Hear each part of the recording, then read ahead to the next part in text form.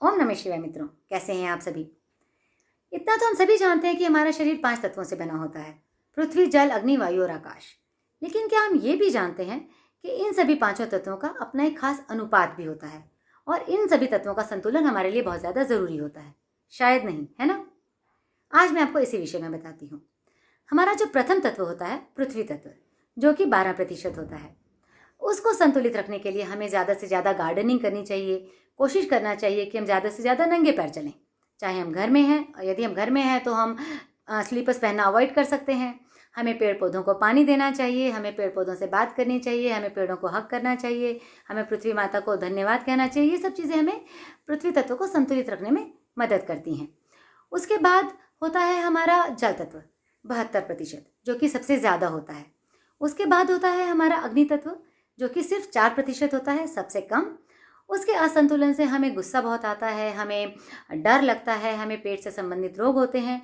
ये सब समस्याएं हमारे अग्नि तत्व के असंतुलन से होती हैं। उसके बाद होता है हमारा वायु तत्व और फिर आकाश तत्व। इन तत्वों, ये दोनों तत्व 6% होते हैं। तो जैसा कि हमने देखा कि सबसे ज़्यादा हमारे शरीर में होता है जल तत्व। वैसे तो हमें कोशिश करनी चाहिए कि हम अपने जो भी इंटेक कर रहे हैं, ना ही सिर्फ हम जो खा रहे हैं या पी रहे हैं वो नहीं। आज हम इंद्रियों की बात कर रहे हैं तो हम अपने 5 इंद्रियों से जो भी इंटेक कर रहे हैं, जो भी हम ग्रहण कर रहे हैं, वो सब कुछ पॉजिटिव होना चाहिए। उसका प्रभाव हमारे जीवन पर ज़रूर पड़ता है। जैसे हम कोई हॉरर मूवी देखते हैं तो उस समय में कैसा हमारा भाव हो जाता है, हमें डर लगने लगता है, हम डरते हैं, अंधेरे में जाने से डरते हैं, थोड़ा सा मन अशांत सा हो जाता है। तो वो सब नेगेटिव होता है। तो इस तरह से हमें जो भी इंटेक करना है वो पॉजिटिव लेना है। जैसे हमारे इमोशंस होते हैं, हमारे इमोशन यानी क्या, एनर्जी इन मोशन।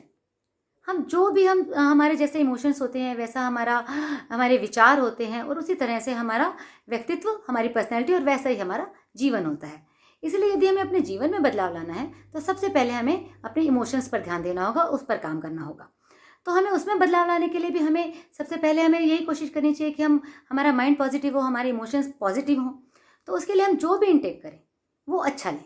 तो हमने जैसे बात की कि 72% पानी होता है, पहले भी मैं आपको बहुत सारी बार बता चुकी हूँ कि हमें जो भी हम इंटेक करें वो चार्ज करके लें। हमारे आसपास के माहौल का प्रभाव, हमारे विचारों का प्रभाव, हर चीज़ का प्रभाव हमारे इमोशंस पर पड़ता है, हमारे विचारों पर पड़ता है, हम जो ग्रहण कर रहे हैं उस पर पड़ता है, हम जो पानी ले रहे हैं। मैं आपको माथारू इमोटो के प्रयोग के बारे में भी बता चुकी हूँ कि उन्होंने प्रयोग करके बताया था कि पानी का मॉलिक्यूल स्ट्रक्चर हमारे भाव से, हमारे शब्दों से बदलता है, चेंज होता है। तो आप उन पिक्चर्स को आप गूगल पर सर्च करके देख सकते हैं कि कितना फ़र्क होता है। जब हम प्यार से बात करते हैं पानी से, कुछ अच्छे मंत्र वगैरह बोलते हैं, तो उसका मॉलिक्यूल स्ट्रक्चर कितना सुंदर क्रिस्टल जैसा डिज़ाइन बना देता है। और जब हम उसे आई हेट यू कहते हैं, कुछ बुरा कहते हैं, तो कितना बुरा सा, कितना बदसूरत सा हो जाता है। तो ये प्रभाव जो हम खा पी रहे हैं उस पर यदि पड़ रहा है, हमारे बाहर की चीज़ों पर पड़ रहा है, तो क्या हमारे शरीर में जो मौजूद 72% पानी है उस पर नहीं पड़ता? बिल्कुल पड़ता है। और उसका प्रभाव हमारे इमोशंस पर पड़ता है, सीधा सीधा मतलब है। तो हमें बहुत ज़्यादा ध्यान रखना है इस विषय में। और ख़ासकर हम जो पानी पी रहे हैं, हम जिस पानी से इवन नहा भी रहे हैं, हमें उसे भी चार्ज कर लेना चाहिए। हमें उसमें भी पॉजिटिव एनर्जी डाल देनी चाहिए, जिससे हमारा जल तत्व संतुलित हो पाए। मैं आपको पहले भी पानी चार्ज करने की कई विधियों के बारे में बता चुकी हूँ। आज भी मैं आपको उसी तरह की एक और विधि के बारे में बताऊंगी। आप सोचेंगे कि मैं आपको बार बार पानी के चार्ज करने की इतनी सारी विधियों के बारे में क्यों बता रही हूँ, एक ही तरीका क्या काफ़ी नहीं है? जी हाँ, बिल्कुल काफ़ी है। लेकिन मैं आपको अलग अलग विधियाँ इसीलिए बता रही हूँ कि आपको जो विधि अच्छी लगे, जो आपके मन को भा जाए, आपको अपनी लगे, आप उस विधि का उपयोग अपने जीवन में कर सकते हैं, अपने जीवन में उतार सकते हैं और आप उससे लाभ प्राप्त कर सकते हैं। बस आपको जो भी तरीका अच्छा लगे आप वो अपनाइए। आप जैसे आप एक बार पानी चार्ज कर लीजिए और आप बार बार उसे चार्ज ना करना चाहें तो आप उसमें थोड़ा सा पानी, आप जिस बर्तन में आपने चार्ज किया, आपका ग्लास है या बॉटल है या किचन का जो आपका मटका है, बेहतर है कि आप किचन के मटके में ही पानी चार्ज कर लीजिए। तो आपका जो घर में जो खाना बन रहा है तो वो भी उसी पानी से बनेगा, आप जो पियेंगे वो भी उसी पानी से बनेगा, तो वो सब कुछ उसी चार्ज वाटर से बनेगा, तो वो ऑलरेडी अपने आप चार्ज हो जाएगा। और आप उसमें थोड़ा सा पानी छोड़ देंगे और बाकी ऊपर से दोबारा भर देंगे तो आपको दोबारा चार्ज भी नहीं करना पड़ेगा। तो आप ऐसा कर सकते हैं। आप एक और विधि के बारे में जान सकते हैं, मैं आपको बताती हूँ। जैसे आप, हमारा इंटेंशन सबसे ज़्यादा, हमारा भाव जो होता है वो सबसे ज़्यादा पावरफुल होता है, वो बहुत काम करता है। हम प्रार्थना करते हैं तो विश्वास करते हैं ना कि हमारी प्रार्थना काम करेगी।